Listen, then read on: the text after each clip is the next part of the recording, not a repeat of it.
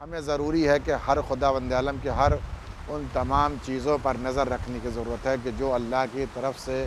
نازل ہوئی ہیں، ان پر ایمان رکھنا ہے، چاہے وہ انبیاء علیہم الصلاۃ والسلام کی شکل میں ہوں، چاہے رسولوں کی شکل میں ہوں، اور چاہے آسمانی کتابوں کی شکل میں ہو۔ بالخصوص اہل بیت اطہار علیہم الصلاۃ والسلام کی ولایت اور ان کی محبت، یہ خداوند عالم کی طرف سے ہمارے لیے لازم اور فرض اور واجب ہے۔ لہٰذا ہم اسی ایمان کی بنیاد پر خداوند عالم کی بارگاہ میں سرخرو ہو سکتے ہیں۔ اگر ہم نے ان تمام نازل کردہ چیزوں پر اور خداوند عالم کی بارگاہ سے آنے والی اشیاء پر ایمان نہیں رکھا اور ان میں سے کسی ایک چیز کا اگر انکار کیا تو ہم اللہ سبحانہ وتعالیٰ کی بارگاہ میں مومن نہیں شمار ہوں گے۔ جو شخص ان تمام چیزوں کو جو ہم نے نازل کیا ہے ان پر ایمان رکھتا ہے، وہ ہماری بارگاہ میں مومن شمار کیا جاتا ہے، اور تبھی انسان مومن کہلائے گا، ورنہ اپنی زبان سے مومن کہلانا یہ کافی نہیں ہوگا۔